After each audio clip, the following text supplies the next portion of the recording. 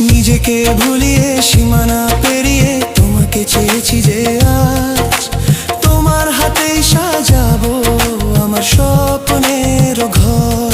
আমি তোমার প্রেমে পড়ে দুনিয়া ভুলে গেছি, তোমার ওই মায়াবী হাসি আমি দেখতে ভালোবাসি।